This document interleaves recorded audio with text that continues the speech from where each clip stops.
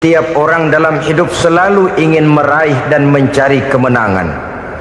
Kemenangan akan melahirkan kepuasan batin, dan kepuasan batin memberikan kebahagiaan.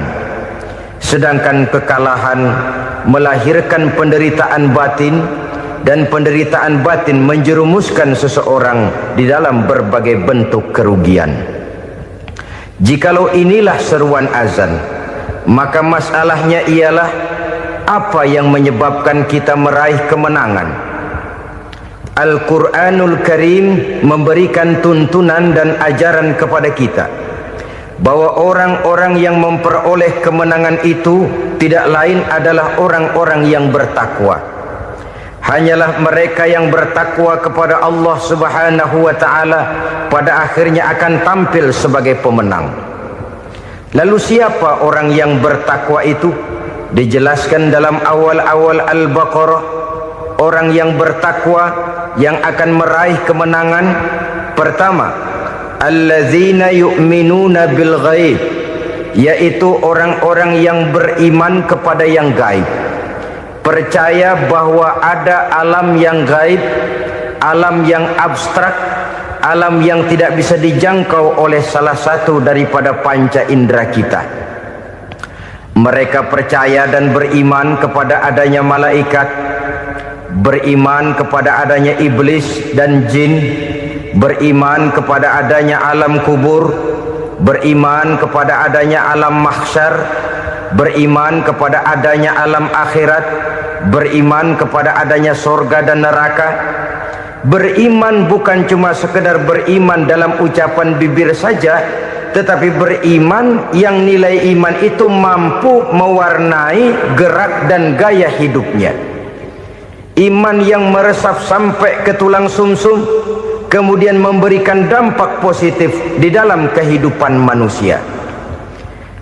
Alam, kita tahu, adalah sesuatu yang selain Allah, dan Allah bukanlah alam. Apapun namanya selain daripada Allah, itu adalah alam. Alam pada hakikatnya terbagi menjadi dua. Ada alam syahadah, alam nyata, alam konkret, alam yang bisa dijangkau oleh salah satu indera kita. Kemudian ada alam ghaib, alam yang tidak bisa dijangkau oleh panca indera kita, alam metafisika, alam abstrak, alam yang wajib kita imani keberadaannya. Kita percaya bahwa malaikat itu ada, kita percaya kepada jin, bahwa jin itu ada, kita percaya kepada adanya iblis dan setan. Bukan percaya kepada iblis dan setannya, percaya bahwa iblis dan setan itu ada. Itu termasuk salah satu daripada sifat orang yang bertakwa kepada Allah. Saudara-saudara kaum muslimin rahimakumullah, kecenderungan pembangunan yang lebih bersifat materialistis biasanya menggeser aspek kehidupan rohani. Orang berpikir empiri, dan dalam pola pikir yang demikian maka alam gaib tidak lagi mendapat perhatian. Aspek kehidupan yang bersifat rohaniah malah mulai ditinggalkan. Akibatnya terjadilah kepincangan di dalam kehidupan kita. Pernah ada satu pengalaman pribadi dalam perjalanan kembali ke tanah air. Dalam pesawat di sebelah kanan saya duduklah seorang Jerman namanya Heiner Simonsen. Iseng saya ajak kenalan, saya ajak ngobrol, saya tanya dia. Saya bilang, Mas Heiner ini, kalau pesawat yang kita tumpangi ini jatuh ke bawah, kira-kira apa yang bakal terjadi, Mas? Dia bilang, kita semua akan mati. Begitu? Iya. Oke. Apa itu mati? Tanya saya. Dia bilang, untuk tahu apa itu mati, kita harus tahu lebih dahulu apa itu hidup. Saya pikir nih bule bisa ngomong juga. Baiklah kata saya. Apa hidup menurut Anda itu? Oh, hidup itu dia bilang Kalau seluruh anggota badan kita bekerja secara normal, paru-paru memompa darah secara normal, jantung berdetak secara normal, sel-sel tubuh bekerja secara fit, dan organisme tubuh hanya mau bekerja secara normal, dia bilang, kalau kita memberi makan yang cukup, menu yang teratur, dan gizi yang lengkap. Saya bilang, kesimpulannya apa, Ner? Dia jawab, hidup adalah dari tangan ke mulut. Life is from the hand to the mouth, kata dia. Hidup adalah dari tangan ke mulut. Jadi masalah hidup tidak lebih daripada masalah isi perut. Orang pergi pagi, pulang sore, peras keringat, banting tulang, perut yang dibelain. Saya bilang, you are wrong. Sampean salah, Ner. Kamu orang Islam bukan? Bukan. Pantas. Kenapa saya salah? Dia bilang, ya jelas salah. Salahnya di mana? Kamu ini manusia. Kalau hidup cuma dari tangan ke mulut, saya bilang, kambing di kampung saya juga begitu pikirannya, Ner. Itu kambing di kampung saya, asal perutnya kenyang, sudah hidup dia. Perkara besok bagaimana, lusa prospeknya macam mana, bulan depan ada apa, kambing nggak pernah mikir. Di kampung saya kambing juga pikirannya begitu. Kamu Kristen ya? Tadinya. Loh kok tadinya, lalu apa sekarang kamu ini? Dia bilang, sekarang saya netral. Saya tidak beragama, tapi saya percaya kepada Tuhan sebagai pencipta alam. Saya ingat benar dia bilang, I haven't any religious, but I believe to God as the creator of the world. Kenapa bisa netral begitu, Ner? Habis saya bingung, katanya. Islam bilang Islam baik, Kristen bilang Kristen baik, Hindu Buddha bilang Hindu Buddha baik, semua agama baik. Saya netral sekalian, nggak beragama. Yang penting saya percaya kepada Tuhan. Saya bilang, Ner, kamu ini kayak orang mau beli celana. Lalu bingung, yang satu bilang Levi's bagus, yang satu bilang Blue Jean hebat, yang satu bilang Wool England hebat. Celana ini hebat, celana itu bagus, celana ini hebat, semua celana bagus, kamu bingung. Akhirnya netral, tidak pakai celana. Itu juga salah. Saya pikir-pikir, kemudian saya melihat bahwa dua pola berpikir Henner ini nampaknya sudah mulai menggejala di lingkungan masyarakat bangsa kita. Disadari atau tidak, secara jujur kita harus berkata, dua pola pemikiran Henner ini mulai berkembang di tengah masyarakat bangsa kita.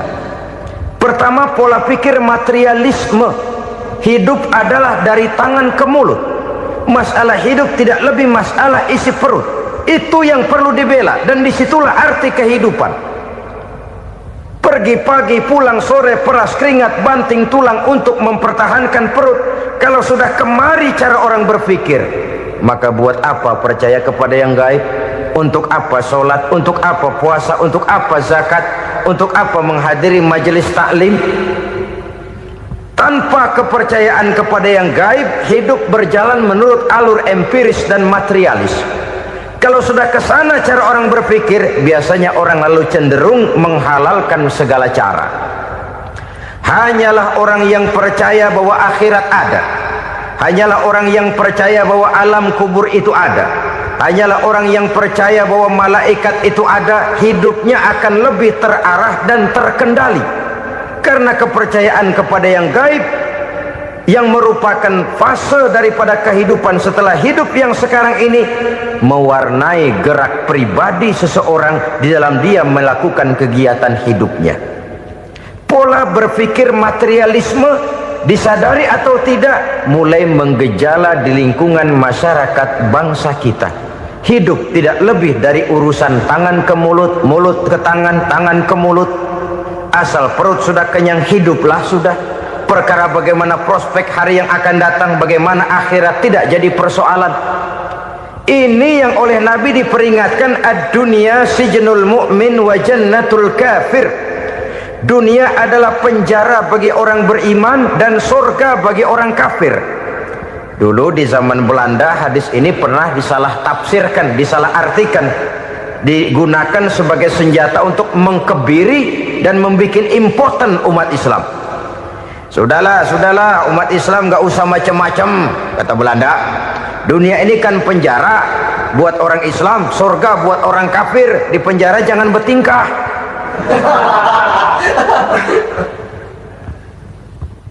Pengertiannya tidak begitu. Dunia adalah penjara bagi orang mukmin. Artinya dalam kehidupan dunia seorang mukmin tidak bebas memperturutkan hawa nafsunya. Di penjara hawa nafsunya itu. Sebaliknya surga bagi orang-orang kafir. Buat orang kafir surgalah dunia ini. Mereka bebas memperturutkan hawa nafsunya. Dilarang tidak terlarang, dicegah pun tidak tercegah. Mereka hidup menurut alur bisikan nafsu mereka sendiri. Kemudian bila ajal datang, maut merenggut nyawa, selesailah surganya sampai di situ. Maka bagi orang-orang yang tidak percaya kepada adanya akhirat, kepada adanya alam gaib, surganya sebatas umurnya. Sekali lagi, surganya sebatas umurnya. Bila umur selesai, ajal pun datang merenggut nyawa, selesailah sudah surganya sampai di situ. Alangkah pendeknya perjalanan orang-orang yang tidak percaya kepada alam gaib ini. Bagi kita mukmin, jikalau kita mampu memenjarakan hawa nafsu, kita bisa bahagia di dunia ini. Dan Islam memang tidak menyuruh kita sengsara di dunia. Raih dunia, kejar dunia, gapai dunia sebagai alat untuk mencapai kebahagiaan di akhirat nanti. Hidup adalah satu perjalanan panjang yang terbentang sejak kita terlahir dari alam rahim sampai kepada alam akhirat nanti. Andai kata kita gagal meraih kebahagiaan di dunia, toh kita masih punya akhirat. Tapi jangan jadi dalil yang melemahkan semangat. Biarin dah kita di dunia kebelangsak, yang penting akhirat. Akhirnya dunia benar-benar kebelangsak. Bagaimana dunia ini bisa kita raih, dan bagaimana meraih dunia untuk menunjang kepentingan akhirat nanti. Yang kedua, dari pikiran Heiner yang saya lihat menggejala di lingkungan masyarakat bangsa kita, timbulnya manusia-manusia netral. Seolah-olah Tuhan yes, agama no. Sama Tuhan percaya, agama ogah. Tuhan ngangguk, giliran agama godeng. Padahal hampir dalam setiap ayat dalam Quran, kata-kata amanu biasanya bergandeng dengan wa amilus sholihat. Iman dan amal soleh. Ini sebagai isyarat Tuhan dan agama jangan pernah dipisah-pisah. Apabila kita bertuhan, maka kita harus beragama. Apabila kita beragama, maka agama itu harus bersumberkan dari Tuhan yang kita imani itu. Tidak mungkin kita pisah, Tuhan yes, agama no. Sama Tuhan percaya tapi agama bikin sendiri. Sembayangnya cukup bengong 2 jam madep ngulon.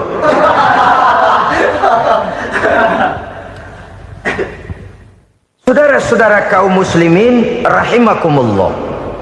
Jadi dengan demikian, agama yang kita akui merupakan unsur mutlak di dalam pembangunan sekarang ini, merupakan bagian dari kehidupan yang menuntun kita bahwa di balik alam nyata ini, di balik alam syahadah ini ada alam gaib. Dan mudabbir, murabbi, yang mengatur, yang menguasai, yang memelihara baik dia alam nyata, baik dia alam gaib, tidak lain adalah Allah Subhanahu wa ta'ala. Di sana ada satu super power, satu maha kekuatan yang kita perlu bersandar kepadanya. Sebagai makhluk nyata yang hidup di alam nyata, berbuatlah secara nyata sebagaimana harusnya kita berbuat. Karena Islam jelas bukan agamanya orang pemalas.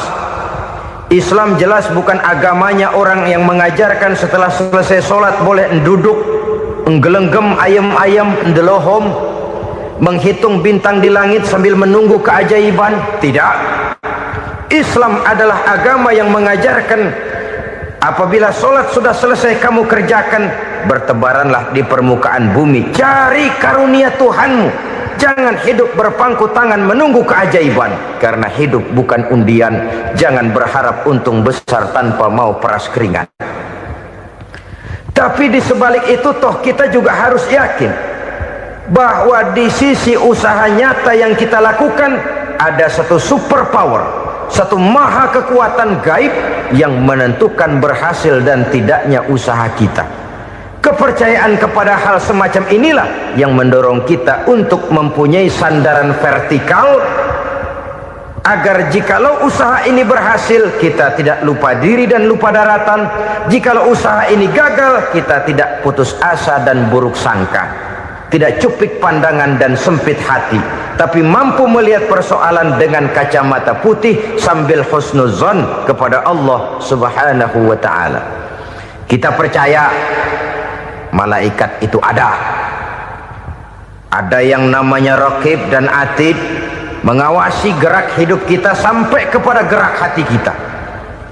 Ini memberikan sugesti agar kita berhati-hati, tidak sejengkal tanah pun kita bisa berlindung dari pengawasan raqib dan atid. Ada munkar nakir yang akan menyoal kita di alam kubur. Ada malaikat Malik, penjaga neraka. Ada malaikat Ridwan yang menjaga surga. Kita percaya kepada adanya jin, kita percaya kepada adanya setan, iblis. Percaya kepada adanya, bukan mempercayai si setan, si iblis lalu menjadikannya sebagai teman. Tidak. Percaya bahwa mereka itu ada dan merupakan makhluk Allah yang gaib, yang diciptakan Allah Azza wa Jalla. Kepercayaan kepada alam gaib memberikan motivasi terhadap gerak lahir manusia, sehingga dengan motivasi kepercayaan kepada yang gaib, gerak lahir jadi lebih terarah, jadi lebih terpelihara.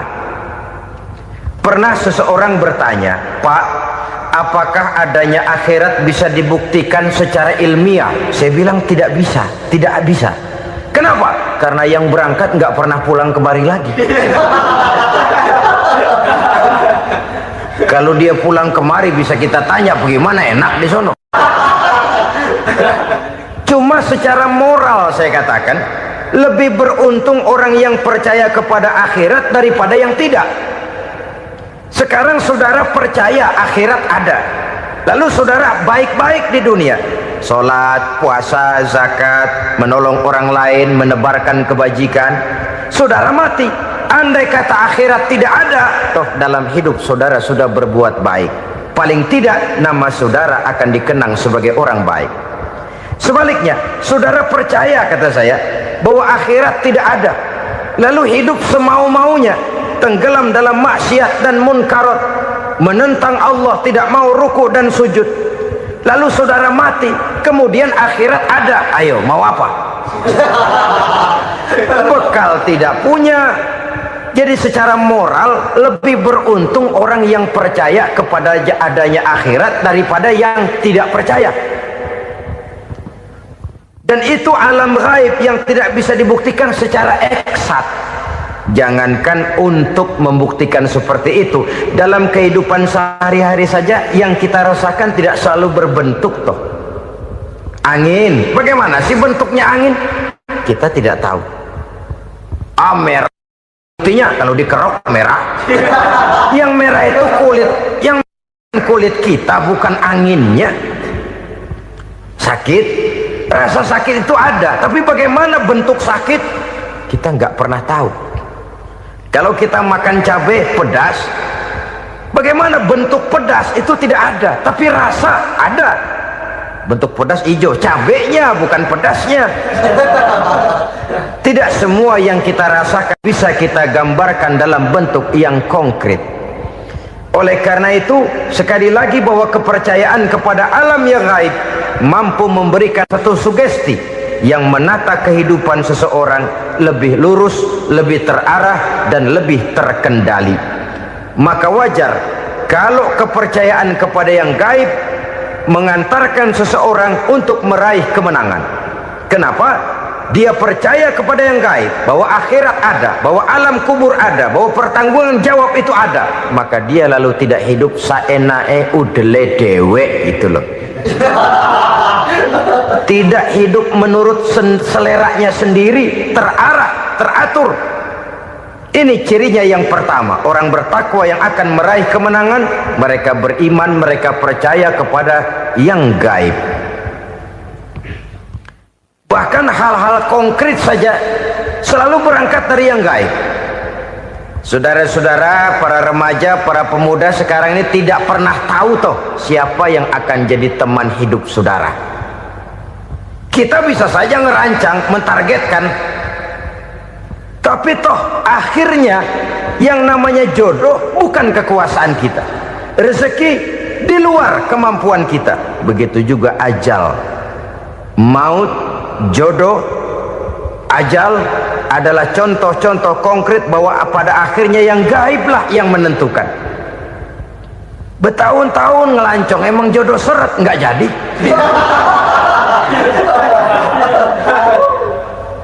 Begitu kenal baru setengah malam nginep ditangkap hansip kan. Hal-hal semacam itu kadang-kadang kita berpikir suuzon, gilet, perempuannya cakep banget, lakinya rebek amat. Memang begitulah jodohnya. Memang begitulah jodohnya. Saudara hadirin ma'asyiral muslimin yang saya hormati, jadi hal-hal yang konkret saja kita yakini sepenuhnya ditentukan oleh satu superpower yang gaib itu tadi. Dari sanalah segala ketentuan itu berangkat dan kesanalah segalanya akan kembali. Maka kepercayaan kepada yang gaib meluruskan gerak hidup seseorang dan itu akan mengantarkan dia kepada meraih kemenangan. Satu. Yang kedua, wa yuqimuna shalah. Orang bertakwa yang akan meraih kemenangan itu adalah orang-orang yang mendirikan sholat. Kenapa sholat mengantarkan orang untuk meraih kemenangan? Yang jelas, inna sholata tanha anil fahsya'i wal munkar. Sholat mampu mencegah manusia dari perbuatan keji dan munkar. Banyak filsafat hidup yang terkandung di dalam sholat ini. Sejak kita wudhu sampai kita menghadap ke arah kiblat, sampai kita melakukan gerak-gerak sholat, bacaan-bacaan yang ada di dalam sholat, lalu sampai kepada mengucapkan salam. Banyak filsafat hidup yang terkandung di dalam sholat. Umpamanya saja, setelah takbiratul ihram mulai kita dengan sholat dalam posisi berdiri, diajarkan dalam kitab-kitab fikih agar kita melihat ke arah tempat sujud. Ini kan filsafat kehidupan. Kalau kamu sholat dalam posisi berdiri, lihat tempat sujud. Jangan sholat mata jelalatan, sebab nanti bisa mengurangi kekhusyuan. Jadi wajar kalau yang dikatakan bahwa yang paling afdol adalah shaf yang di depan. Kenapa? Secara harfiah pengertiannya akan lebih mengundang kekhusyuan. Kenapa? Kalau kita di shaf paling depan di masjid umpamanya paling banter kita lihat tembok. Tapi kalau kita shaf di tengah atau di belakang, orang-orang di depan kita pun akan kelihatan. Yang bajunya loreng, yang bajunya genggang, yang bajunya macam-macam. Kita lihat, kadang-kadang kita pikirin, ada yang bajunya bolong. Kita sholat tapi dalam hati, ini orang bajunya robek yang nggak tahu apa. Ada saja hal-hal yang mengusik kekhusyuan kita. Oleh sebab itu diajarkan dalam posisi berdiri, lihat, arahkan pandangan matamu kepada tempat sujud. Ini kan filsafat kehidupan. Maksudnya apa? Kalau lagi diri lihat dong tempat sujud. Kalau udah di atas ingat dong sama yang bawah. Kalau sudah tinggi ingat dong dari mana kamu berangkat. Kalau sudah berkuasa bantu dong yang lemah. Kalau sudah kaya santuni dong yang miskin. Kalau sudah alim bimbing dong yang awam. Ini filsafat kehidupan. Dalam posisi berdiri kau lihat tempat sujud. Ini akan melahirkan kepekaan sosial di mana seseorang mau tahu kepada orang lainnya. Bagaimanapun kaya kita, tinggi pangkat dan jabatan kita, jikalau hidup hanya untuk kepentingan perut sendiri saja, rasanya belum membawa manfaat di dalam kehidupan kita. Tapi efek yang tertinggi sesungguhnya solat mencegah manusia dari perbuatan keji dan munkar. Perbuatan keji dan munkar walaupun kelihatannya mendatangkan uang, membawa keuntungan, tapi itu keuntungan semu, keuntungan sementara. Dengan menipu orang lain kita bisa dapat untung, tapi tidak membawa berkah, dan itu adalah kerugian besar dalam kehidupan kita. Maka untuk meraih kemenangan harus dimulai dengan membentuk kepribadian yang tegar, memiliki sandaran vertikal yang langsung kepada Allah Subhanahu wa ta'ala, dan itu hanya bisa kita tempuh melalui jalur ibadah formal yang sudah ditentukan Allah, yakni solat yang 5 waktu. Untuk memperkuat itu ada solat-solat sunnah, rawatib, nawafil sebagai terminal kontrol cadangan untuk memelihara stabilitas temperatur batin di dalam kita berhubungan dengan zat yang maha gaib, yaitu Allah Subhanahu wa ta'ala. Orang sering bertanya, Pak, itu tetangga saya nggak sholat, duitnya nggak habis-habis, Pak. Nggak sholat tapi mobilnya tambah terus, nggak sholat tapi usahanya makin maju. Tapi di sisi lain ada orang yang rajin sholat, rezekinya butak bener, anaknya mana kurus, mana korengan. Saudara hadirin ma'asyiral muslimin rahimakumullah, harus saya katakan bahwa solat memang bukan untuk cari duit. Solat adalah sandaran vertikal kita kepada Allah. Sedangkan soal rezeki itu berkaitan dengan sifat Allah maha pengasih dan maha penyayang. Allah maha pengasih, siapapun dikasih kalau mau usaha. Allah maha penyayang, tidak semua orang disayang oleh Allah Azza wa Jalla. Dan belum tentu banyak harta itu merupakan nikmat, mungkin juga istidraj. Artinya istidraj itu dikasih tapi diambulin, kalau bahasa Betawinya itu. Dikasih tapi diambulin, itu bukan merupakan nikmat sesungguhnya, lebih merupakan azab dari Allah Subhanahu wa ta'ala.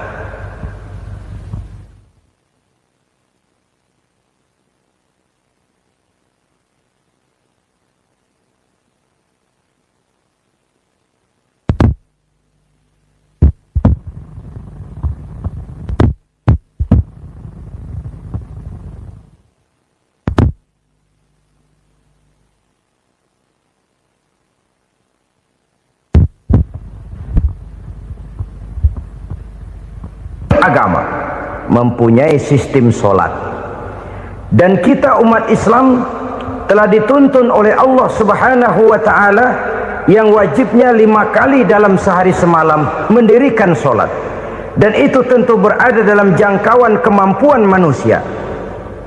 Pada awalnya barangkali kita memang merasa solat itu satu kewajiban, tapi semakin kita hayati makna, manfaat dan filsafat yang terkandung di dalam ajaran solat, semakin sampai kita kepada keyakinan bahwa solat adalah keperluan kita. Sehingga pada waktu tertentu dinilai puncaknya, kita tidak lagi akan berkata saya wajib solat, tapi kita akan berkata saya perlu solat. Kalau kita sudah merasakan itu adalah keperluan kita, nah di sanalah kita baru akan merasakan ruginya kalau hal itu tidak kita laksanakan. Sepanjang kita masih berkata saya wajib sholat, kita akan lebih merasakan dia sebagai beban ketimbang sebagai keperluan. Yang jelas Allah tidak memerlukan ibadah yang kita laksanakan ini. Dengan kata lain, andai kata satu dunia penuh ini orang tidak ada yang sholat satu pun, Allah tidak akan turun dari jabatan Tuhan. Jangan lalu berpikir kalau kita ngambek se-RW kagak sembahyang Tuhan tekor kali ini ya. Tentu tidak. Itu perlunya kita, bukan perlunya Allah. Dan pada induknya kita akan berkata saya perlu agama. Kalau Kalau secara induk kita sudah memerlukan agama, maka konsep-konsep yang ada di dalam ajaran agama itu pun adalah juga merupakan keperluan kita. Baik dia bernama sholat, baik dia bernama puasa, baik dia bernama zakat, baik dia bernama haji, seluruhnya adalah keperluan kita. Dan sesuatu yang kita perlukan apabila tidak kita laksanakan akan melahirkan kerugian di dalam kehidupan. Jangan heran kalau kita membaca riwayat perjalanan hidup para salafus soleh, orang-orang soleh. Ada yang tahajud sampai 100 rakaat, ada yang sholat malam kakinya sampai bengkak. Kita sekalinya bengkak biri-biri. Ada yang sholat membaca surah dalam Al-Quran sampai khotam Quran. Kok mau? Mereka sudah merasakan itu keperluan. Itu saja soalnya. Satu saat pun jikalau kita merasa bahwa itu keperluan saya, kita pun akan melaksanakan seperti itu. Keperluan saya dalam kehidupan. Inilah yang kedua. Yang ketiga, orang bertakwa yang akan meraih kemenangan itu, wa mimma razaqnahum yunfikun. Mereka membelanjakan sebagian daripada rezeki yang diberikan Allah kepada mereka. Mereka infakkan di jalan Allah. Ada satu dialog menarik. Satu hari seorang anak muda bertemu dengan seorang kakek-kakek yang sudah dikenalnya baik. Bertanyalah anak muda ini, "Kek, umur kakek berapa tahun?" 15 tahun, kata si kakek. "Anak kakek berapa orang?" 1. "Harta kakek berapa banyak?" 15 juta. Si anak muda ini bengong, lalu protes, "Kok kakek bohongin saya?" "Kenapa?" "Saya tahu umur kakek 70 tahun. Kenapa ngaku 15? Saya tahu anak kakek 5. Kenapa bilang 1? Saya tahu kakek miliuner, miliaran uang kakek. Kenapa ngaku cuma 15 juta? Begini, kata si kakek tadi. Benar, umur saya 70 tahun. Tapi dari umur yang 70 tahun itu baru 15 tahun terakhir ini saya merasakan ibadah kepada Allah. Meninggalkan maksiat, jauh dari segala macam munkarat. Maka yang 15 tahun inilah yang benar-benar saya rasakan sebagai umur saya. Benar anak saya 5, tapi yang 4 susah diatur.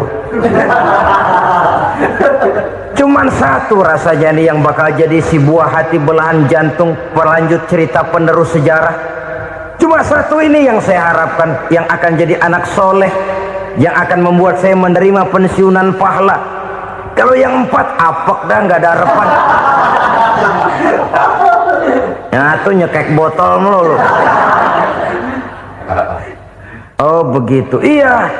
Lalu kenapa kakek bilang harta kakek cuma 15 juta padahal saya tahu kakek uangnya miliaran, depositonya banyak? Ya karena 15 juta itulah yang saya ingat yang pernah saya belanjakan di jalan Allah.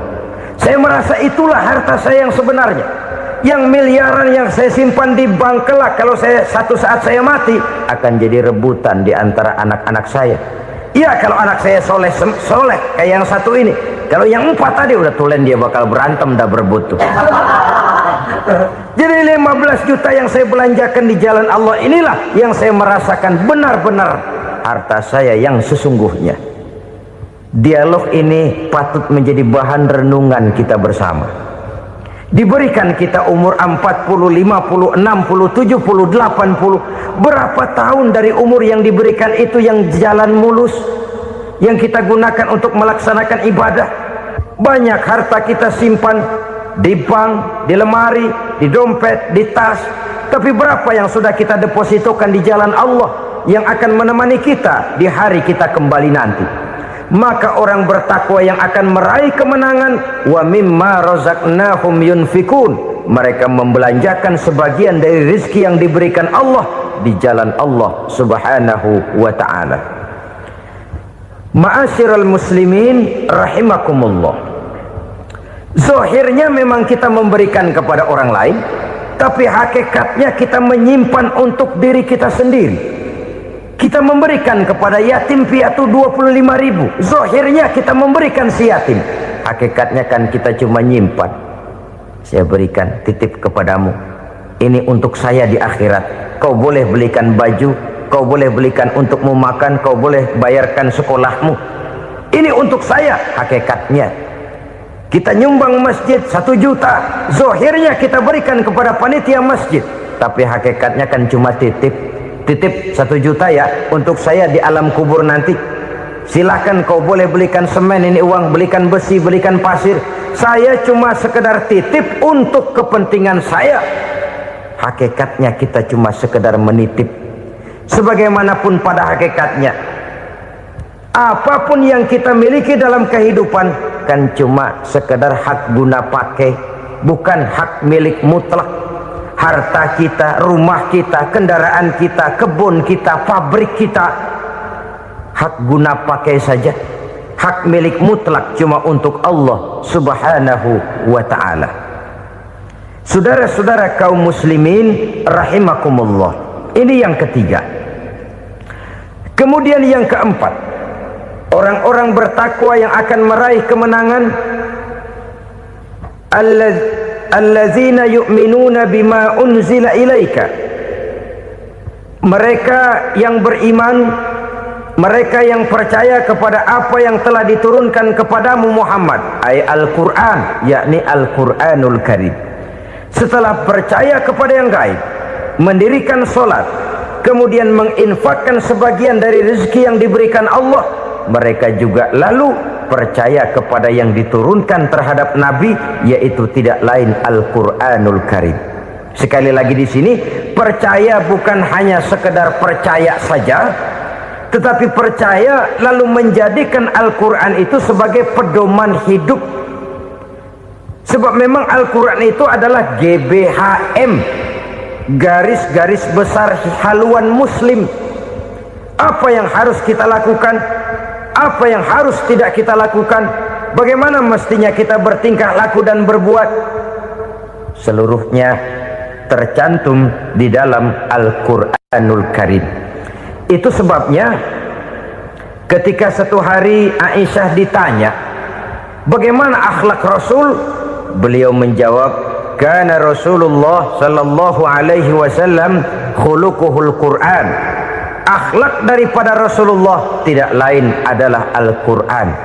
Jawaban simpel ini memberikan gambaran bahwa keseluruhan daripada konsepsi Quran sudah diterjemahkan dalam kehidupan Rasulullah sallallahu alaihi wasallam. Karena kita tahu akhlak adalah keseluruhan dari gerak hidup manusia, sejak ia berpribadi, berumah tangga, bertetangga, bermasyarakat, sampai kepada berbangsa dan bernegara. Al-Quran tetap memberikan sentuhan nilainya. Oleh karenanya, orang-orang yang bertakwa adalah orang-orang yang menjadikan Al-Quran sebagai pedoman dalam kehidupannya. Dan kita yakini Al-Quran diturunkan kepada Nabi Muhammad, bukan merupakan produk Nabi Muhammad. Isi dan redaksinya langsung dari Allah subhanahu wa ta'ala. Kemudian cirinya yang kelima, orang bertakwa yang akan meraih kemenangan itu, wa ma unzila min qablika. Tidak hanya sekedar percaya kepada yang diturunkan terhadap Nabi Muhammad, yaitu Al-Quran, mereka juga percaya kepada apa yang pernah diturunkan kepada para nabi, kepada para rasul sebelum Nabi Muhammad. Percaya kepada adanya suhuf, percaya kepada adanya Taurat, percaya kepada adanya Injil, percaya bahwa Allah dahulunya sudah menurunkan Taurat kepada Musa, percaya bahwa Allah sudah menurunkan Injil kepada Isa, percaya Injil ada, Taurat ada, diturunkan Allah untuk Isa dan Musa, tetapi tidak wajib mengamalkannya karena kita sudah diberikan Al-Quranul Karim. Ini yang perlu saya garis bawahi. Kita percaya Allah telah menurunkan Injil dahulu kepada Isa. Kita percaya bahwa Allah telah menurunkan Taurat dahulunya kepada Nabi Musa. Kadang-kadang ini dijadikan dalih, dikacaukan pengertiannya. Quran saja mengajarkan bahwa orang yang bertakwa harus percaya kepada Injil, maka pakailah Injil. Apalagi kalau ayat sebelumnya ditilap, dihapus, dihilangkan, Injilnya yang ditekankan, maka akan terjadilah penekanan yang salah arah. Karena salah arah akhirnya bisa merusak dan menghancurkan akidah. Ketika Rasul suatu saat pernah ditanya orang, "Ya Rasul, bagaimana sikap kita sebagai muslim terhadap Injil yang ada sekarang?" Beliau menjawab, "La tukadzibuhu jami'an wa la tusaddiquhu jami'an." Jangan didustakan seluruhnya, jangan juga dibenarkan semuanya. Artinya, ini sudah merupakan gambaran dari Rasul bahwa dalam Injil yang ada sekarang masih ada ajaran-ajaran tauhid yang dibawa oleh Nabi Isa dan diajarkan kepada umatnya. Tapi juga dalam Injil yang sekarang ini sudah terkena intervensi dan investasi manusiawi. Karena itu Rasul menyimpulkan, la tukadzibuhu jami'an wa la tusaddiquhu jami'an. Jangan didustakan semua, jangan dibenarkan seluruhnya. Kita memang percaya Allah telah menurunkan Injil kepada Nabi Isa dulu, tapi kita tidak wajib mengamalkan Injil. Kita percaya Allah telah menurunkan Taurat kepada Nabi Musa, tapi kita tidak wajib mengamalkan kitab ajaran Taurat. Yang wajib kita percayai dan kita amalkan hanyalah Al-Quranul Karim. Kenapa? Oleh karena baik yang ada di dalam Taurat, baik yang ada di dalam Injil, tentu tercakup di dalam Al-Quran sebagai kitab terakhir yang diturunkan oleh Allah Subhanahu wa Ta'ala. Dan itu wajar. Kalau seorang pejabat mau mengeluarkan satu keputusan baru, tentu dia harus meninjau keputusan-keputusan lama. Andai kata dianggap tidak berlaku, dianggap tidak relevan lagi, maka keputusan-keputusan lama itu tentu sudah dianggap tidak berlaku. Sebagian daripada aturan-aturan dalam keputusan lama yang masih dianggap relevan tercantum dalam keputusan baru yang wajib diamalkan. Begitulah hubungannya antara Al-Quran, Taurat, Zabur, dan Injil. 4 kitab samawi yang diturunkan Allah masing-masing kepada Zabur untuk Nabi Daud, Taurat untuk Nabi Musa, dan Injil untuk Nabi Isa alaihi wassalatu wassalam. Ketiga-tiga kitab itu kita percayai adanya. Kita yakini Allah telah menurunkan Zabur, Taurat, dan Injil, tapi kita tidak wajib mengamalkannya. Yang wajib kita mengamalkannya sekarang ini tidak lain hanyalah Al-Quranul Karim saja, karena ia mencakup apa yang ada di dalam Zabur, apa yang ada di dalam Taurat, dan apa yang ada di dalam Injil. Keotentikannya bisa dipertanggungjawabkan.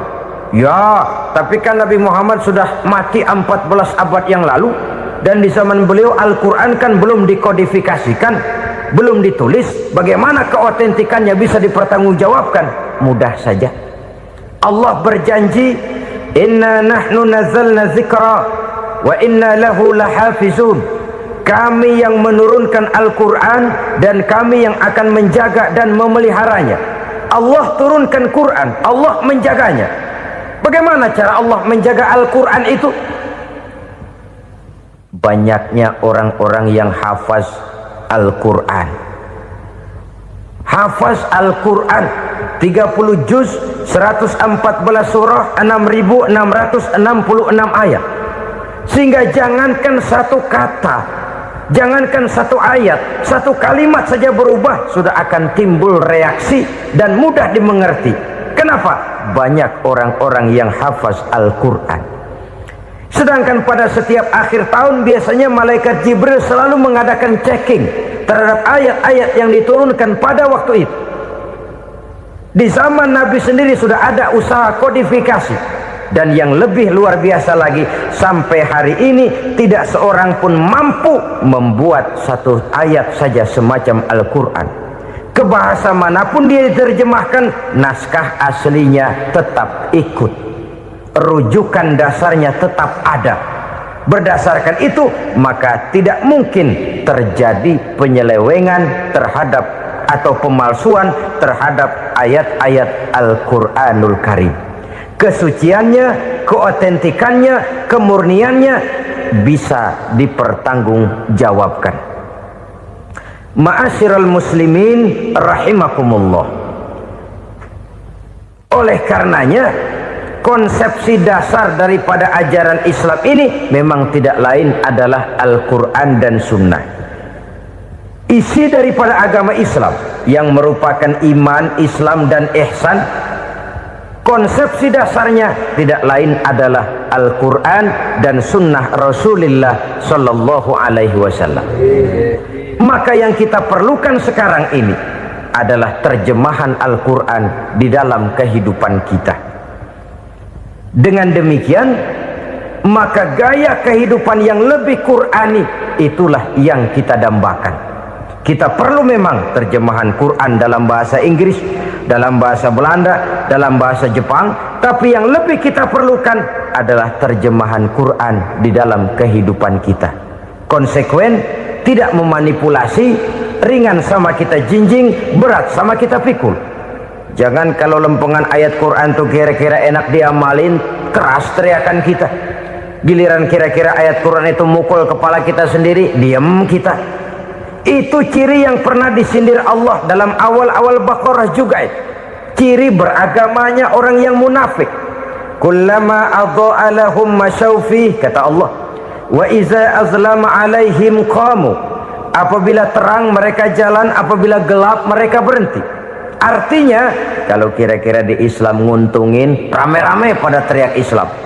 Tapi ketika diminta untuk berjuang, ketika dituntut untuk berkorban, rame-rame mengundurkan diri.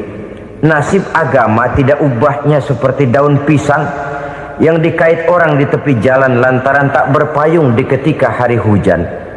Manakala hujan usailah sudah, daun itu pun dicampakkan di tepi jalan, diinjak pula orang nan lalu.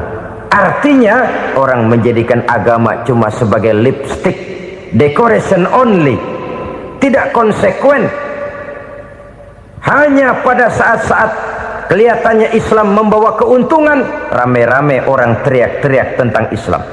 Tapi jikalau diminta berjuang, jikalau dituntut untuk berkorban, biasanya rame-rame juga mengundurkan diri. Jangan heran kalau mayoritas hitungan kita, tapi minoritas peranan kita. Kuantitas kita dalam jumlah, tapi dalam kualitas kita lebih sering jadi penonton daripada jadi pemain.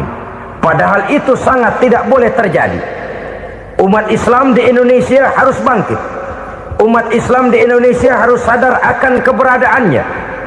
Tidak boleh hanya jadi penonton berpangku tangan, karena memang agama kita juga mengajarkan untuk konsekuen di dalam menjabarkan ajaran-ajaran daripada agama kita.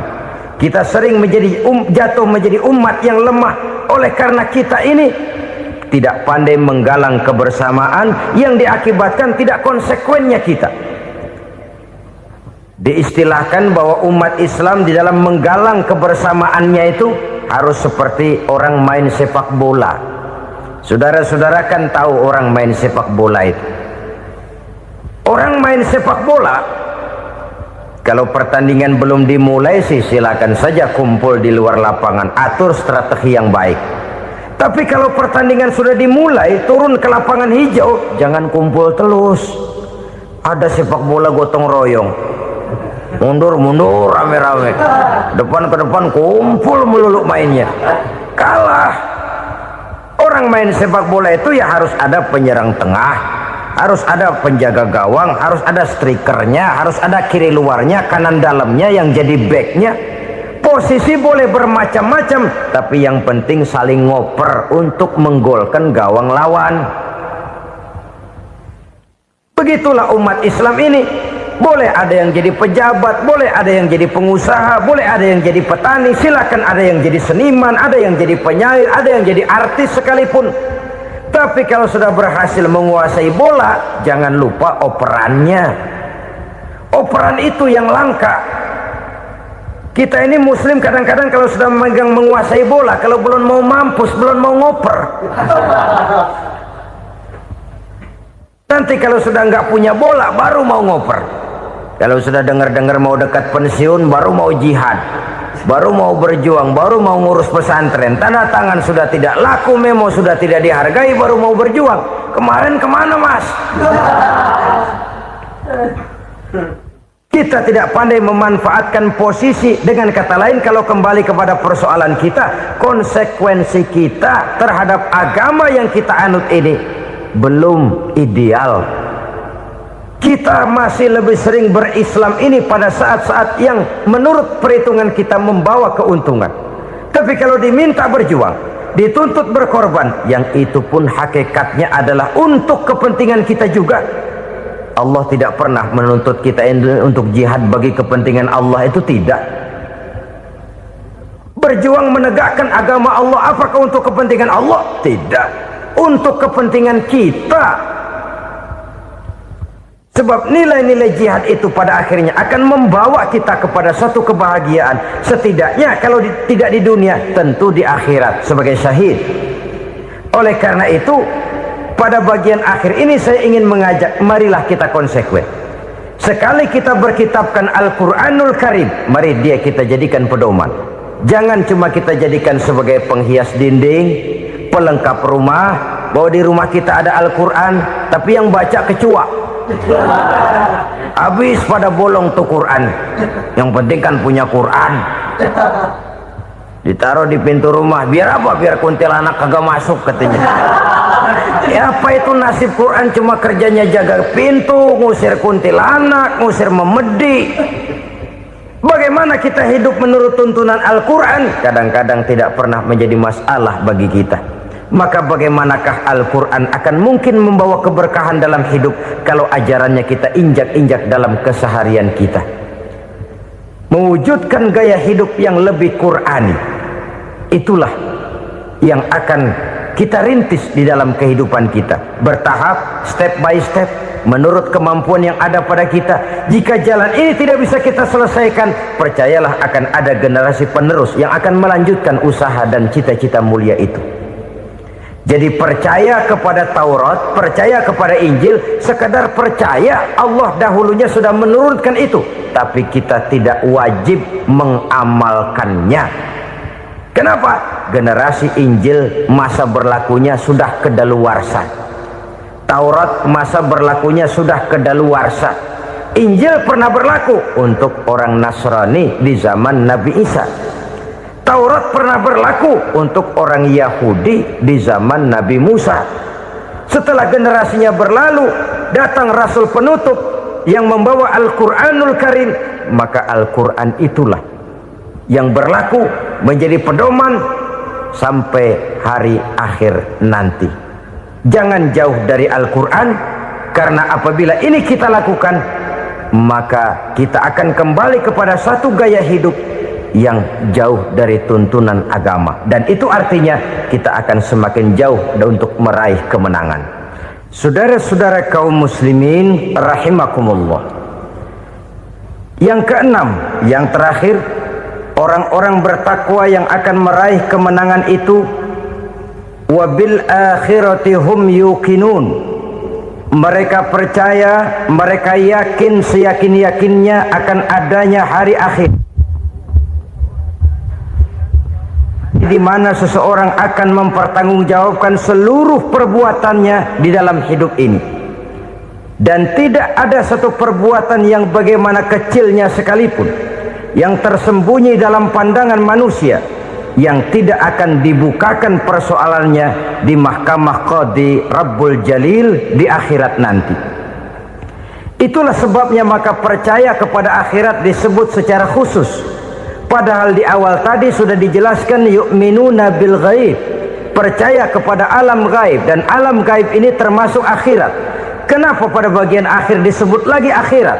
Karena ternyata bahwa kepercayaan kepada adanya akhirat merupakan induk dari kepercayaan terhadap adanya malaikat, setan, jin dan lain sebagainya, dan akan lebih memberikan sugesti dalam kehidupan manusia untuk meluruskan gerak hidupnya.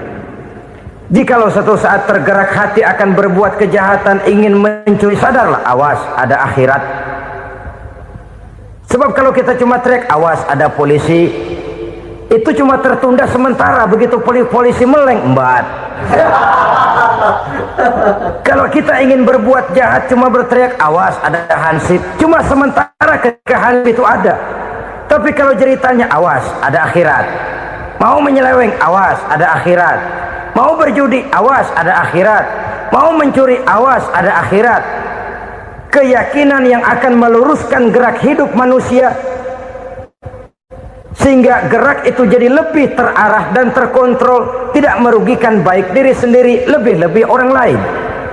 Ternyata bahwa kepercayaan kepadanya adanya hari akhirat sanggup menjadi sumber daya kontrol dari kehidupan manusia sehingga ia tidak terjebak dalam perbuatan maksiat dan munkarat. Saudara-saudara kaum muslimin, inilah saja yang kita bicarakan pada pertemuan kali ini.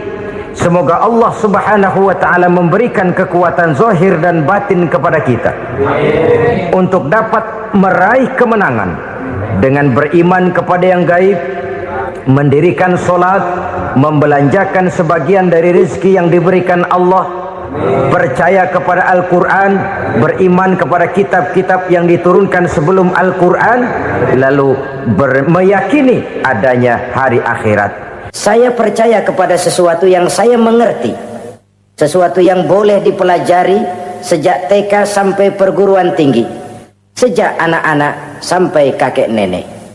Saya bukan percaya kepada sesuatu yang saya tidak mengerti tapi yang harus saya percaya. Saya justru percaya kepada sesuatu yang memang saya mengerti.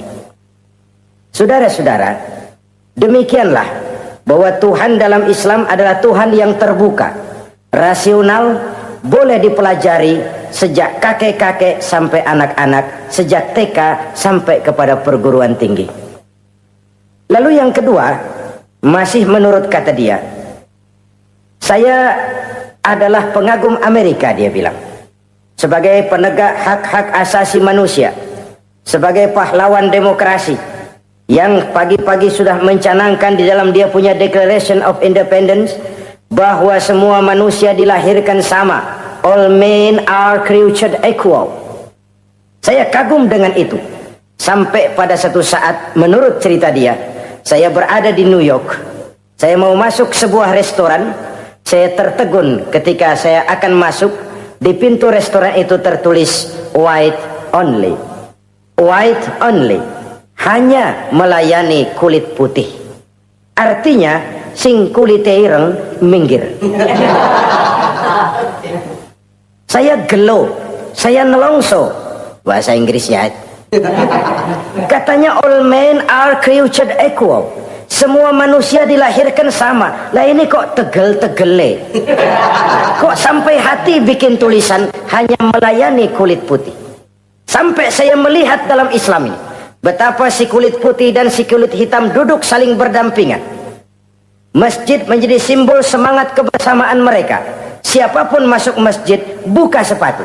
Di sana mereka menghadap ke arah yang sama, menyembah Allah Tuhan yang sama, mengikuti cara Rasul yang sama, melakukan gerak yang sama, membaca bacaan yang sama, dengan bahasa yang sama. Persaudaraan seperti inilah yang lama saya dambakan. Ini kenapa saya memilih Islam.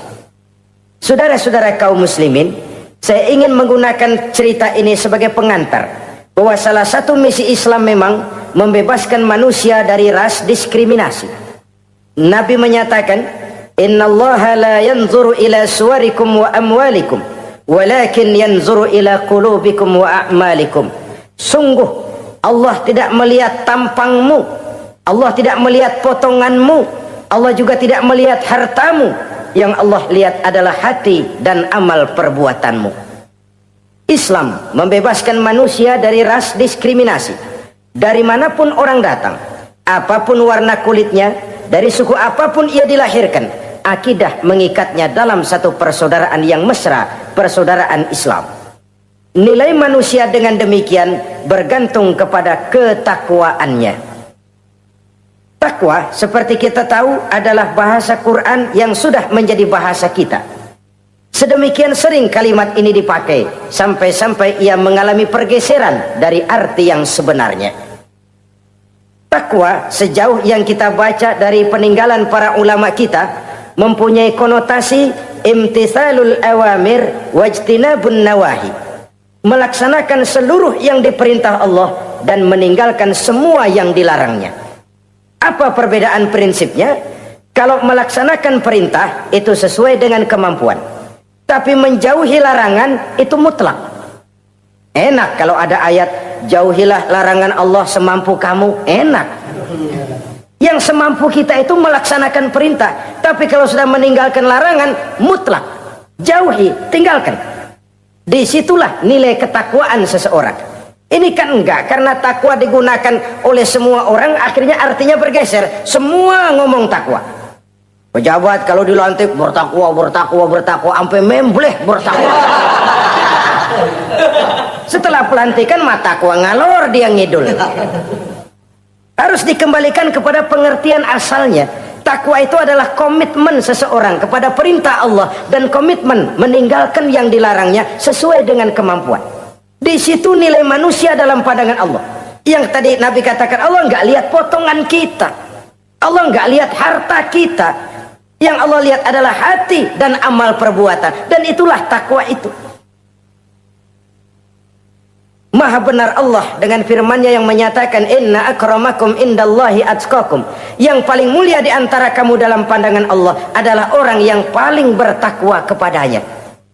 Sering sekali sekarang ini kalimat agama digunakan untuk maksud yang tidak sama dengan maksud agama. Ya contoh kalimat takwa ini. Atau misalnya kita baca iklan telah berpulang ke rahmatullah dengan tenang. Kalau dengan tenangnya sih boleh dah, mana ada orang mati kelojotan. Tenang. Tapi ke rahmatullah. Rahmatullah itu kan artinya kasih sayang Allah. Kasih sayang Allah itu kan surga. Kalau bajingan mati, enggak ke rahmatullah pulangnya. Kalau mau jujur mestinya telah pulang ke neraka. Kalau mau jujur, kalau mau pakai bahasa netral sopan, telah berpulang. Begitu sajalah. Pulang kemana? Ya sesuai dengan amalan dia. Tapi kita kadang salah kaprah menggunakan kalimat rahmatullah untuk yang tidak baik. Termasuk di dalamnya penggunaan kalimat takwa ini. Padahal disinilah nilai manusia dalam pandangan Allah. Kalau manusia dinilai dari potongannya, oh bintang film nomor 1 masuk surga. Kalau manusia dinilai dari hartanya, konglomerat nomor 1, kita mau belakangan, buncit banget gitu. Allah maha benar. Yang paling mulia di antara kamu dalam pandangan Allah, yang paling bertakwa kepadanya.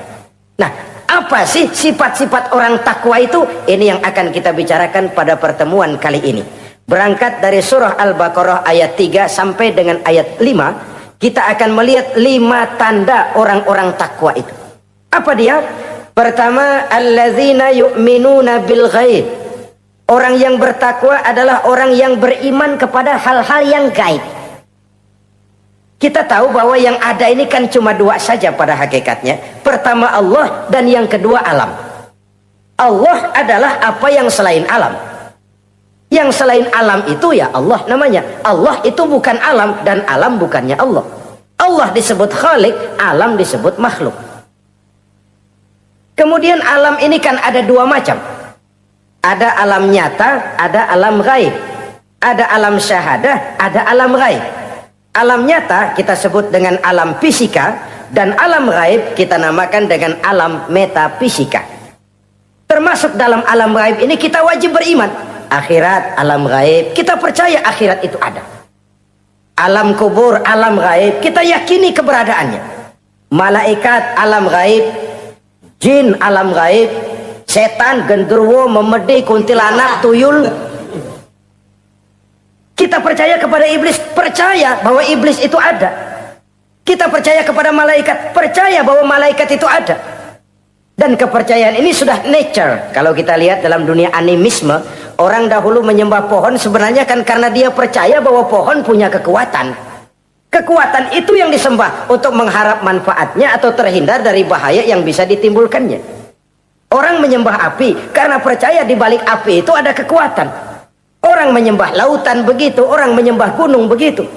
Nah, Islam mengarahkan ini kepada hal-hal yang lebih konkret. Percaya kepada alam gaib. Bahwa di balik alam nyata ini ada alam yang tidak nyata. Apakah itu namanya akhirat, alam barzah, malaikat, jin, itu semua termasuk di dalam alam yang gaib. Orang yang bertakwa, alladzina yu'minuna bil gaib, dia percaya kepada yang gaib-gaib itu, percaya tentang adanya. Bukan percaya kepada iblis, lu ngikutin si iblis, bukan. Kita percaya yang namanya iblis itu ada, setan itu ada, jin itu ada, malaikat itu ada, alam kubur itu ada, sebagai makhluk yang diciptakan oleh Allah, dan Allah sebagai khalik. Baik alam syahadat, baik alam gaib, penciptanya tetap Allah subhanahu wa ta'ala. Allah menciptakan siang, Allah ciptakan malam, Allah ciptakan yang baik, Allah ciptakan yang tidak baik. Apa perlunya? Ada manfaatnya untuk keseimbangan dalam alam ini. Manusia kan diberikan kebebasan, bahwa segala sesuatu sudah ditentukan Allah memang, tapi kan tidak diberitahukan ke kita. Alam naj'al lahu 'ainaini wa lisana wa syafatain. Bukankah kami berikan kamu dua mata, dua telinga, lidah? Bukankah kami berikan kamu kemampuan untuk berpikir? Kami berikan, tunjukkan dua jalan, yang baik, yang tidak baik. Kira-kira, manusia, ini jalan kebaikan, akhirnya akan sampai ke surga. Ini jalan kejahatan, akhirnya akan sampai ke neraka. Silakan kamu memilih. Agar kamu tidak salah pilih, kami berikan otak, kami turunkan rasul, kami turunkan wahyu, kami turunkan agama. Kalau sudah semikian komplitnya masih salah pilih juga, emang dasar rezeki bonyok. Dikasih otak, diturunkan nabi dan rasul, diturunkan wahyu, ditunjukkan jalan kebenaran. Malahan kata Imam Mustafa Al-Maraghi, Allah memberikan petunjuk kepada kita itu bertahap. Pertama diberikan yang namanya hidayatul ilham, insting. Insting ini tingkatan dasar yang sangat diperlukan oleh manusia. Kita bisa lapar, kita bisa sedih, kita bisa gembira, kita bisa nangis, kita bisa ketawa. Nggak ada yang ngajarin. Belum pernah saya melihat ada kursus ketawa, belum pernah. Belum pernah ada akademi pertangisan, nggak ada. Itu insting yang kita bawa sejak lahir, dan anehnya ketawa tiap orang nggak sama, nangis tiap orang nggak sama. Itu insting. Bayangin kalau itu nggak ada, kita nggak bisa sedih, nggak bisa gembira, kita nggak bisa ketawa, nggak bisa nangis, polos hidup ini, kayak boneka. Nggak ada insting. Nah, ini juga diberikan kepada binatang. Binatang kan cuma instingnya insting rendah. Binatang marah bisa marah, tapi perasaan mulia binatang nggak punya. Kepengen dipuji kan kagak ada binatang. Dia cuma punya perasaan rendah. Marah, pengen tahu kebo kita sodok, marah dia. Perasaan rendah, lapar binatang punya, kenyang binatang punya, tapi perasaan tinggi binatang nggak punya. Kepengen hidup lebih baik, nggak ada. Kepengen hidup terhormat, nggak ada. Senang kalau dipuji, nggak ada. Coba dah kebo kita puji habis-habisan, diam aja dia. Waduh, lu Bo bukan main, Bo hebat bener. Ya tetap aja kebo. Atau kita caci maki, nggak bakal dia marah. Ini perasaan tinggi, ingin lebih baik, ingin lebih terhormat, senang kalau dipuji, marah kalau dicaci. Itu perasaan tinggi yang hanya diberikan kepada manusia. Manusia dipuji senang, dicaci marah. Orang kita puji walaupun wah kamu hebat bener, walaupun dia bilang ah kamu bisa aja, tapi kupingnya tetap aja mekar. Senang kalau dipuji. Insting yang rendah diberikan juga kepada binatang, tapi bukan insting yang tinggi. Ini petunjuk pertama. Dengan itu kita punya perasaan dasar untuk mengagumi, untuk sedih, untuk gembira dan sebagainya. Setelah insting kita diberikan panca indera yang kerjanya juga nggak sama. Penciuman dengan pendengaran dengan penglihatan kan nggak sama. Yang enak buat kuping belum tentu enak buat hidung. Orang buang angin kalau ditinjau dari segi bunyi enak buat kuping, tapi hidung kan kelabakan. Kerjanya nggak sama. Panca indera ini penting sebagai kesiapan untuk melayani insting. Persiapan melayani insting. Cukupkah? Tidak. Binatang juga diberikan panca indera. Bahkan kadang-kadang panca indera binatang lebih tajam daripada panca indera manusia. Nah, lalu diberikan yang ketiga, ini yang membedakan manusia dari binatang. Apa? Hidayah berupa akal, pikiran. Dengan ini coba kita lihat. Manusia bikin rumah, burung bikin rumah. Tapi bandingkan rumah burung dari tahun atu, ya gitu-gitu aja.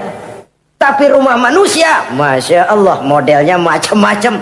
Ada yang kita dari jauh nggak ngerti nih, celengan apa rumah orang ini, bundar begini. Binatang bikin rumah, manusia bikin rumah. Binatang bikin rumah dengan insting, manusia bikin rumah dengan otak. Hasilnya berbeda. Manusia tidak punya sayap, tapi dengan otaknya dia bisa terbang lebih tinggi dari burung. Manusia tidak bernapas dengan insang, tapi dengan otaknya dia bisa nyelam lebih dalam daripada ikan. Ini kelebihan manusia dari binatang, diberikan otak. Belum cukup rupanya otak, karena otak ini penemuannya relatif. Apa yang dianggap hari ini benar, besok udah nggak benar. Apa yang hari ini otaknya bilang baik, besok dia bilang jelek. Apa yang hari ini otaknya bilang katakan jelek, besok dia bilang baik. Yang relatif tidak bisa dijadikan pegangan. Maka Allah lalu memberikan yang keempat, Hidayatuddin namanya, petunjuk berupa agama.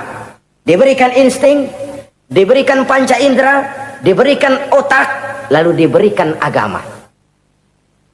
Turun para rasul yang 25 itu yang merupakan mata rantai yang berkaitan, tidak terpisah.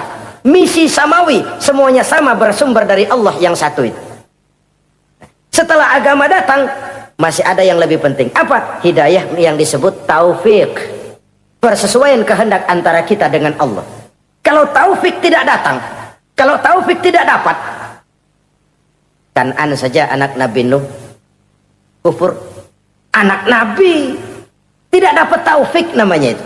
Agama turun, bapaknya Nabi. Bapaknya Nabi. Azar, ayahnya Nabi Allah Ibrahim, tidak mendapat taufik. Lalu Abu Jahal, Abu Lahab, pamannya Nabi, tidak mendapat taufik.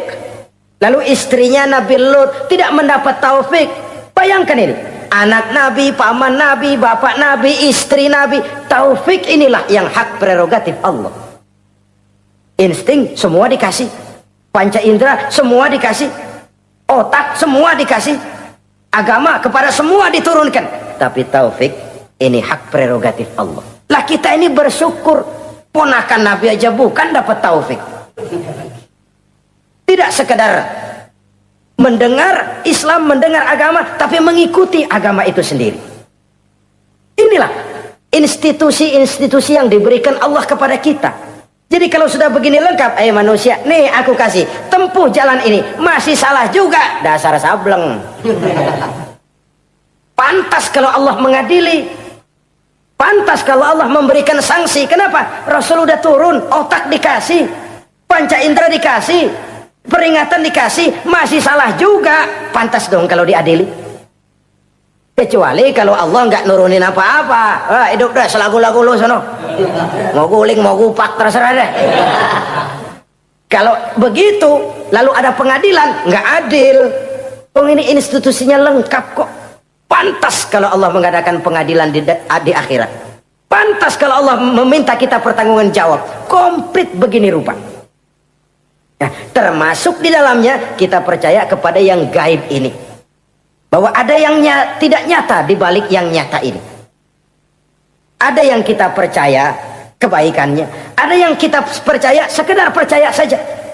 Kayak setan, iblis, kita percaya adanya. Tapi kan nggak wajib ngikutin. Termasuk mempelajari ilmu-ilmunya setan, ilmu-ilmunya iblis. Tenung, santet, nujum-nujuman, ramal-ramalan, itu kan ilmu-ilmunya setan, ilmu-ilmunya iblis. Belajar saja pun jangan, belajar saja pun nggak boleh, apalagi sampai mengamalkannya. Karena tatkala kita belajar apalagi mengamalkan, kita sudah bersekutu dengan setan dan iblis.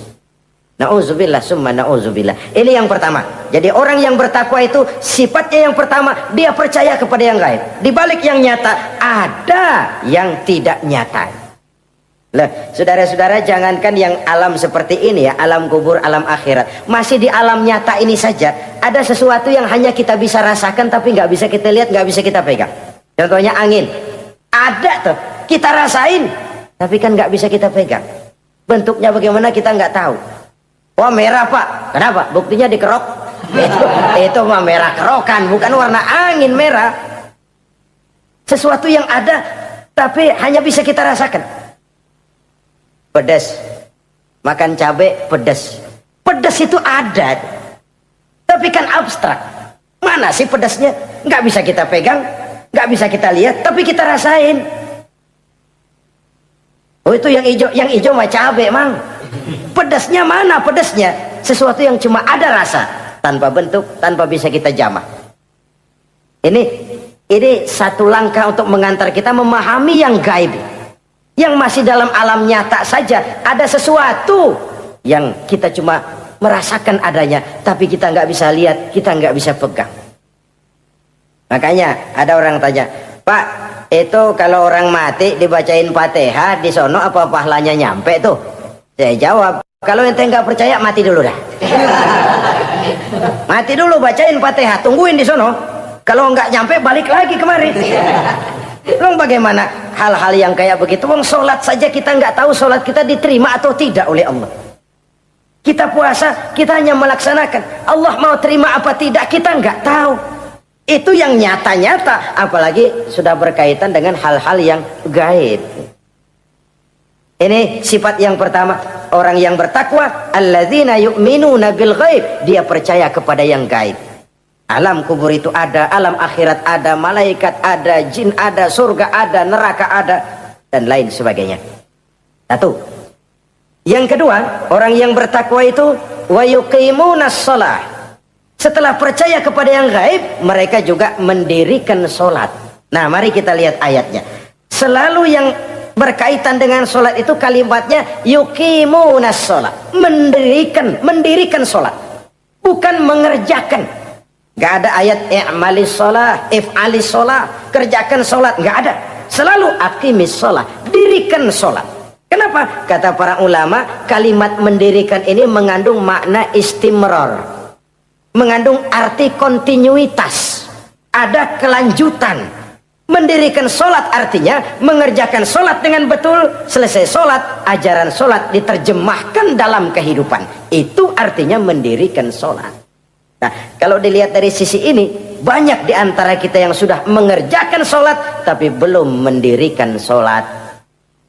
Sebab mendirikan istimrar, ada kesinambungan. Selesai sholat, ajaran sholat diterjemahkan di tengah-tengah kehidupan bermasyarakat. Sehingga sholatnya punya refleksi. Sholatnya punya bias dalam membentuk kepribadian dirinya. Ini kadang-kadang rancu. Yang sembahyang dia, yang nyolong dia. Yang baca Quran dia, yang fitnah orang dia. Yang sedekah dia, yang nyolong dia juga. Ansip bingung bagaimana mutusinnya. Kalau mendirikan sholat mengandung arti kesinambungan, selesai sholat, ajaran sholat diterjemahkan dalam kehidupan. Apa? Banyak tentunya. Misalnya sholat melahirkan sikap rendah hati, melahirkan keikhlasan, melahirkan sifat jujur, melahirkan sifat disiplin, dan lain sebagainya. Dan itu diterjemahkan dalam kehidupan. Kita lihat, ini anggota badan kita yang paling terhormatkan kepala. Kalau bercanda sama teman, dipegang tangan, kita masih senyum. Dipegang kaki, kita masih senyum. Tapi kalau pala dikeplakin, jengkel bukan main. Kenapa? Al-Mukarram itu adanya di sini. Otak, di kepala. Tapi kepala yang kita hormati ini ketika sujud di hadapan Allah sama rendahnya dengan telapak kaki kita. Allahu Akbar. Yang besar cuma Allah. Manusia, kepala sama rendah dengan telapak kaki. Kesadaran ini membias, selesai sholat, kembali ke masyarakat, sombongnya hilang. Apalagi ikhlas. Sholat itu kan lillahi ta'ala. Orang mau puji apa tidak, enggak soal. Orang mau bilang ini, mau bilang itu, soal lain. Yang penting ini saya kerjakan lillahi ta'ala, karena Allah saja, bukan karena yang lain. Disiplin. Sehari semalam 5 kali kita lapor kepada Sang Maha Komandan. Bagaimana tidak akan tercegah dari perbuatan yang keji dan munkar? Seorang prajurit saja, kalau sehari semalam 5 kali dia lapor kepada komandannya, saya yakin dia tidak akan sempat melaporkan yang tidak baik. Pantas kalau Al-Quran memberikan jaminan sholat mampu mencegah manusia dari perbuatan yang keji dan munkar. Masih ada yang tanya, Pak, katanya sembahyang mencegah orang berbuat jahat. Iya, teman saya kok sembahyang nyolong ayam. Bagus, sembahyang nyolong ayam. Coba nggak sembahyang, nyolong motor. Gedean lagi yang dicolong. Dan sebenarnya itu bukan jawaban, itu cuma logika saja. Yang benar adalah sholatnya belum berfungsi. Dia baru mengerjakan sholat, belum mendirikan sholat. Inilah yang kalau kita jujur mau bicara, inilah problem kita sekarang ini. Mengislamkan orang Islam.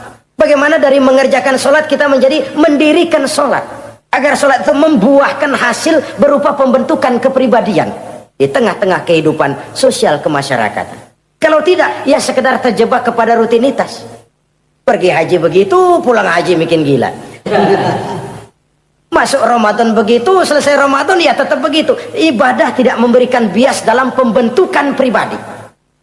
Itulah sebabnya digunakan kalimat yuqimunas sholat, mendirikan sholat yang mengandung arti berkesinambungan. Selesai sholat, jiwa dan semangat, ajaran dan filsafat sholat diterjemahkannya dalam kehidupan sehari-hari.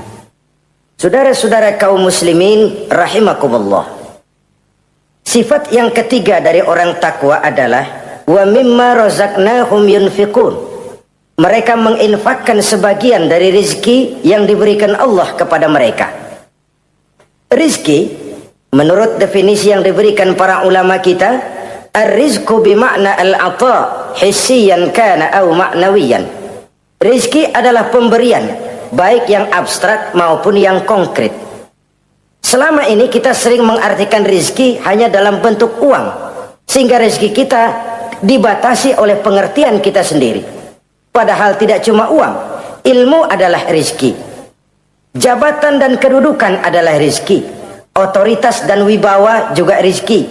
Anak, istri, suami juga rizki. Ketika ayat ini mengatakan wa mimma razaqnahum yunfiqun, mereka menginfakkan sebagian dari rizki. Yang dimaksud di sini adalah rizki yang konkret dalam bentuk materi, uang, benda dan lain sebagainya. Orang yang bertakwa sadar benar, dari Allah rezeki datang, ke jalan Allah rezeki dibelanjakan. Semakin kita rajin membelanjakan rezeki di jalan Allah, biasanya akan semakin mengalir rezeki dari Allah.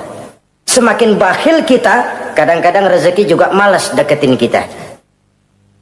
Yang keempat, orang yang bertakwa itu alladzina yu'minuna bima unzila ilaika wa ma unzila min qablik. Mereka beriman, mereka percaya kepada apa yang diturunkan terhadap Muhammad, yaitu Al-Quran, wa ma unzila min qablika, dan apa yang telah diturunkan sebelum kamu, yaitu Taurat, Zabur dan Injil. Orang yang takwa percaya bahwa Allah dahulu telah menurunkan Taurat kepada Musa, Allah telah menurunkan Zabur kepada Nabi Daud, Allah telah menurunkan Injil kepada Nabi Isa. Percaya sekadar percaya, tidak wajib mengamalkan ajarannya. Kita percaya Taurat itu kitabnya Allah, Injil dahulu yang diturunkan kepada Nabi Isa kitab Allah, Zabur kitab Allah. Percaya sekadar percaya, bukan percaya kemudian mengamalkan, bukan. Karena dengan turunnya Al-Quran, maka seluruh kitab-kitab terdahulu sudah tercakup di dalam Al-Quran. Orang yang bertakwa percaya kepada apa yang diturunkan terhadap Nabi Muhammad. Apa itu? Al-Quranul Karim. Bagaimana kepercayaan kita kepada Al-Quran? Bahwa dia kitab suci yang isi dan redaksinya langsung dari Allah, yang kita membacanya beribadah, mengerti atau tidak mengerti artinya. Akan lebih baik setelah bisa membaca, mengerti, kemudian mengamalkannya dalam kehidupan kita. Saudara-saudara, kalau kita adakan konteks ini di mana-mana, modernisasi, globalisasi, kemajuan sering membawa pergeseran nilai. Dulu, ini zaman dulu ya, waktu listrik belum masuk desa, kita rasakan betul kalau masuk kampung berasa banyak orang Islam. Padahal rumah pakai lampu templok, lampu tempel, paling banter patroma. Tapi kita masuk kampung berasa kok banyak orang Islam. Kenapa? Suara Al-Quran kedengaran dari rumah-rumah. Kenapa? Ada anak-anak muda lagi latihan baca barzanji. Kenapa? Ada patayat, santri-santri wanita lagi baca sholawatan. Kenapa? Nenek-nenek lagi ngapalin sifat 20 sembari nyisik. Wujud artinya ada, maka mustahil zaman dulu. Terjadilah modernisasi, listrik masuk desa. Apa yang kita lihat? Rumah, pada terang. Terus televisi main gede-gedean. Lalu radio kaset main kenceng-kencengan. Tergeserlah suara Al-Quran, apalagi sholawatan, apalagi barzanjian. Apa tidak boleh? Ya boleh saja. Apa tidak bagus? Ya bagus saja. Tapi kalau harus menggeser, apalagi menggusur nilai-nilai positif, itu yang kita prihatin. Kan Nabi mengingatkan, la tattabi'anna sunnana man kana qablakum shibran bi shibrin wa zira'an bi zira'in. Kamu akan ikuti tingkah laku orang-orang sebelum kamu. Cuma ikut-ikutannya nggak berasa, sejengkal, lalu sehasta, lalu semeter, lalu 3 meter. Begitu enak kamu ikut-ikutan budaya orang lain, sampai yang kamu ikuti masuk lubang biawak, kamu akan masuk juga ke dalamnya. Inilah kehidupan kita, inilah kehidupan anak-anak kita. Jujur mereka lebih kenal Valentine Day daripada Muharram. Anak-anak kita, anak-anak muslim, kalau kita menghitung Muharram sampai Zulhijjah nggak hafal. Kalau Januari sampai Desember, anak-anak kita bangun tidur hafal. Muharram sampai Zulhijjah, jangan anaknya, bapaknya keder. Kita hanyut oleh budaya-budaya yang, ya bukan saya katakan bukan tidak baik, tapi kalau harus menggeser, apalagi menggusur yang ada kaitannya dengan nilai agama, ini kan ironi. Ikut-ikutan kita sejengkal, semeter, sampai yang diikutin masuk lubang biawak, udah kadang asik ikut, ya ikut juga nyemplung ke dalamnya. Orang sering katakan mula-mula dari nama dulu nih yang kagak begitu kelihatan pengaruhnya. Mula-mula malu pakai nama yang berbau Quran, malu pakai nama yang berbau Islam. Dari nama nanti dia pindah ke pakaian, dari pakaian dia pindah ke pergaulan. Kalau sudah pindah ke pergaulan, dikhawatirkan pindah agama pun nggak terasa. Wah, semua agama sama, semua agama bagus. Lalu bagaimana? Bagaimana musimnya aja. Ironi, menyedihkan, memilukan, bahkan memalukan. Yang tidak boleh kan fanatik kepada guru, yang tidak boleh kan fanatik kepada suku. Kalau kepada agama, fanatik itu wajib, dalam arti bukan sempit, berpegang teguh kepada agama. Satu sikap yang wajar, bahwa penganut suatu agama menganggap cuma agamanya yang benar. Itu sikap setiap penganut agama. Orang Kristen begitu, orang Hindu begitu, orang Buddha begitu. Kenapa kalau orang Islam begitu lalu dianggap ekstrim? Sebagai Muslim saya yakin cuma Islam yang benar. Kristen juga akan bilang begitu. Kristen yang benar, Buddha juga akan bilang begitu. Ini fanatisme dan wajar penganut suatu agama menganggap cuma agamanya yang benar. Yang lain juga bersikap begitu. Tapi kalau Islam saja yang bilang ekstrim katanya. Dunia internasional sendiri kadang-kadang kalau sudah ekstremis, teroris, kok cepat sekali alamatnya ke Islam. Saudara-saudara kaum muslimin, rahimakumullah. Saya kembali kepada soal kita. Begitu enak kamu ikut-ikutan, yang kamu ikuti masuk ke lubang biawak, kamu akan ikut juga masuk ke dalamnya. Maka hati-hati bergaul, maka hati-hati memilih teman, maka baik teman pergaulan, lebih-lebih teman hidup. Karena orang sering bilang cinta itu love is blind katanya ya. Cinta itu kotok, cinta itu buta, cinta itu lamur. Nggak bisa bedain coklat, nggak bisa bedain yang lain-lain. Orang sering kehilangan pertimbangan. Demi cinta akidah terjual, demi cinta akidah tergadai. Tidak ada kemalangan yang paling malang kecuali kalau kita harus berpisah dengan akidah. Sebab itu modal dasar. Nah, orang yang bertakwa, dia beriman kepada Al-Quran. Beriman kepada Quran artinya apa? Menjadikan Quran sebagai imam dan dia sebagai makmum. Konsekuensinya, makmum harus ikut imam. Selain Quran, dia percaya kepada Injil, kepada Zabur, kepada Taurat. Dilihat dari sudut ini, umat Islam itu lebih toleran loh. Orang lain yang megang Injil nggak bakal percaya kepada Quran. Orang lain yang memegang Taurat nggak akan percaya kepada Quran. Tapi orang yang megang Quran, dia percaya kepada Injil, dia percaya kepada Taurat. Dari sudut ini kan kita lebih toleran. Allah dahulu menurunkan Injil kepada Isa. Yang Injil itu yang kita percaya. Yang Allah turunkan kepada Isa. Yang Allah turunkan Taurat kepada Musa. Bukan yang telah terkena intervensi dan investasi manusiawi. Dan percaya pun terbatas percaya kepada adanya bukan kepada mengamalkannya. Kenapa? Karena ordenya udah lewat. Kita percaya Bung Karno adalah presiden pertama Republik Indonesia, tapi kan udah lewat. Udah lewat. Kita percaya Bung Karno presiden pertama Republik Indonesia, tapi kan udah lewat, udah selesai. Begitulah kita mempercayai Taurat, mempercayai Injil, ada, kita percaya, tapi kan udah selesai misinya. Yang berlangsung sampai akhirat nanti adalah Al-Quranul Karim. Orang yang bertakwa meyakini itu. Ini yang keempat. Yang kelima, wabil akhirati hum yuqinun. Mereka yakin, orang bertakwa ini, kepada adanya akhirat. Kalau itu kan gampang, semua orang juga yakin. Loh, bukan sekedar yakin, sekedar percaya. Yalah, percaya kepada Allah, percaya kepada akhirat, pokoknya percaya. Bagaimana? Ya begitu, pokoknya percaya. Bukan itu. Kepercayaan yang memberikan refleksi. Iya ya, akhirat ada. Ada hidup sesudah mati, ada akhirat sesudah dunia. Saya memang benar kepengen cepat kaya, tapi kalau nipu orang nanti di akhirat bagaimana? Ini loh. Saya memang benar kepengen cepat naik pangkat, tapi kalau mesti jilat atas injak bawah, sikut kiri kanan, teman jadi lawan, lawan jadi teman, di akhirat saya bagaimana? Ini loh percaya akhirat itu. Saya memang benar kepengen cepat kaya, tapi kalau makan renten nanti di akhirat bagaimana? Kepercayaan yang mewarnai gerak kehidupan. Kalau percaya sekedar percaya, yang buta campur budak juga percaya akhirat ada. Tapi kan kepercayaan yang memberikan refleksi, mewarnai gerak hidup kita. Loh, enggak gitu. Orang yang percaya akhirat itu gayanya enggak gitu. Orang yang percaya akhirat itu sikapnya enggak gitu.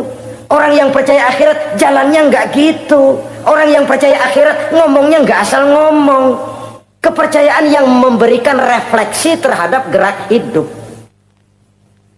Nah, ini refleksi dari sifat-sifat takwa. Saudara-saudara, kalau itulah sifat-sifat orang takwa, lalu terhadap mereka yang takwa ini, karunia apa yang diberikan Allah? Apa keutamaan mereka? Mari kita kutip beberapa ayat. Pertama, ini janji Allah ya. Wa may yattaqillaha yaj'al lahu makhraja. Siapa yang bertakwa kepada Allah, maka ia akan diberikan jalan keluar dari segala macam kesulitan. Masya Allah. Orang takwa itu kan orang yang dekat dengan Allah. Kalau sudah dekat dengan Allah, everything is running well. Apa yang nggak selesai? Impossible, kata otak. Tidak mungkin, kata rasio. Mana bisa menurut kebiasaan. Tapi orang yang takwa selalu saja ada jalan keluar, selalu diberikan Allah jalan keluar. Ini yang faktor yang irasional, faktor yang non komputer, faktor yang samawi. Allah yang mau, ada saja jalan keluar. Coba. Waktu terjadi peristiwa hijrah, Masya Allah, Rasulullah itu sudah dikepung rapat rumahnya, pagar betis. Jangan manusia, tikus saja nggak bisa lewat. Rapat di pagar betis. Kesepakatan sudah jelas, membunuh Muhammad bersama-sama. Apa yang terjadi? Ketika Nabi keluar, buka pintu. وَجَعَلْنَا مِنْ بَيْنِ أَيْدِيهِمْ شَدَّ وَمِنْ خَلْفِهِمْ شَدَّ فَأَغْشَيْنَاهُمْ فَهُمْ لَا يُبْصِرُونَ. Di depan, belakang, di kiri, kanan mereka kami jadikan dinding. Kami butakan mereka. Mereka enggak lihat Muhammad keluar dari rumahnya. Allah berikan jalan keluar. Padahal Quraisy siaga satu, pita merah, apel siap, mata menteleng, Nabi lewat enggak kelihatan. Persis ikan bandeng. Ikan bandeng kan melotot, colok dia aja. Enggak lihat apa-apa. Ya ja'allahu makhraja. Allah berikan jalan keluar dari berbagai macam kesulitan. Sesuatu yang menurut kita, aduh udah dah, nyerah dah, nggak bisa dah. Tapi orang yang takwa kepada Allah, Allah janji, Allah lah yang janji ini. Ya ja'allahu makhraja. Allah akan berikan jalan keluar dari segala macam kesulitan. Kenapa? Dia dekat dengan Allah. Orang yang kayak begitu yang kita takut itu.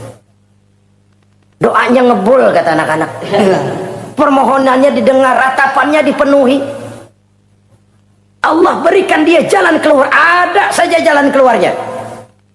Ini keistimewaan pertama dari orang yang takwa itu. Lah kalau Allah yang ngasih jalan keluar, siapa yang bisa mencegah jalan orang kayak begitu?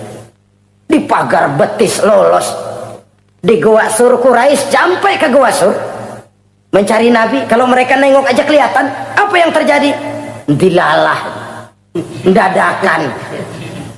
Burung bertelur di bibir goa, laba-laba bikin sarang di bibir goa. Quraisy mikir kalau Muhammad masuk kemari telur berantakan, rumah laba-laba hancur nih, nggak mungkin dia ke sini, cari ke tempat lain.